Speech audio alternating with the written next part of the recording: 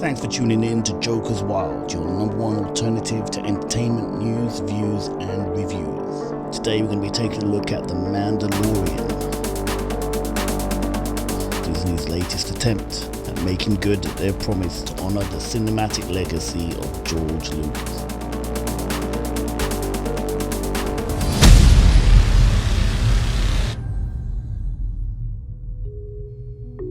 If you watched my video on the original Star Wars, you'd know that that particular IP holds a pretty nostalgic place in my childhood. What you probably don't know was that an equally huge influence on me back in those days was the spaghetti western.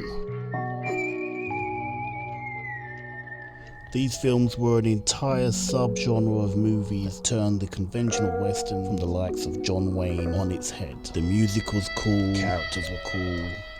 Okay, maybe not that guy. The directing was cool. Clint Eastwood was cool.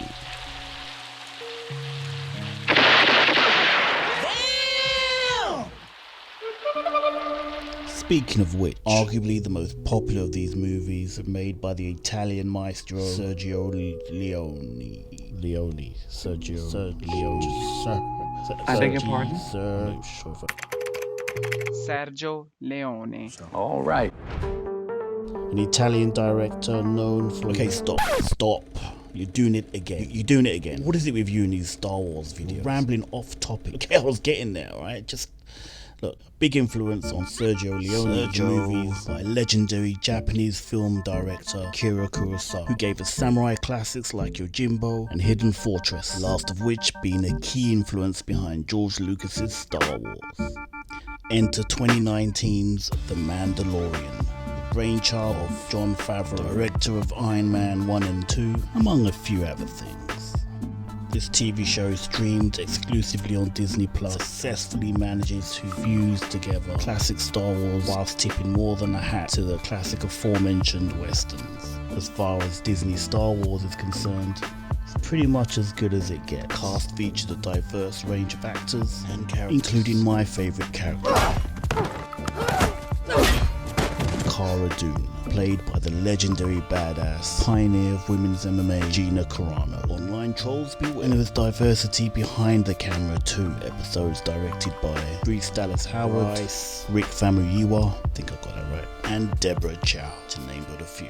And the reason you may not be aware of any of that, because Favreau recognized that in the land of storytelling, story is king, choosing not to virtue signal to that small, hive-minded group of individuals who, let's face it, would probably be too busy assimilating members of the general public to find the time to tune in to watch your show. Then we have what many consider the breakout star of the show, affectionately referred to by the fans as Baby Yoda. Just type in Baby Yoda into YouTube and set aside an hour or two for some serious scrolling. The basic plot evolves around a bounty hunter, man like Mando, tasked with bringing in the latest bounty, which turns out to be a child, which he then develops unexpected connection. Before you know it, the show goes all lone wolf and cub, both on the run across the galaxy. Mando sets out to reunite the child with his own people. The show received largely positive buzz from fans and critics alike, and went some way to restoring fans' faith in the franchise. The show wasn't perfect by any stretch, but for many, it was just sweet enough to wash the bad taste that Disney trilogy left in their mouths. But then this happened. Pedro Pascal comparing Trump supporters, Trump voters, to Confederates and Yahtzees. This was on Instagram and Twitter. Pedro Pascal posted this today, attacking the fans and then deleting it, but he doesn't have the balls to stick with it because he deleted that post, pretending that the internet isn't forever. If you support someone that he doesn't support for president, you are an Now, there was a time back in the day, people of Hollywood were somewhat revered by the general public. You love me. You really love me. They hung on their every word, watched their every gesture, pretty much supported anything they did. Wreck a hotel room, and it was okay. It was a cool thing to do. Flirt with a reporter. Nice. And what's a Latin country or maybe somewhere you would want to go? Where are you from? Colombia. Colombia. Oh, I'd love to go to Colombia, I have to say. Hey, that dude's got game. However, we're living in different times now. The age of Hollywood is dead, many are saying. It's no longer actors that are popping, but the characters that they portray. Don't take my word for it. The evolution of the superhero has meant the death of the movie star. When you went to the movies, you went to go see the Stallone movie.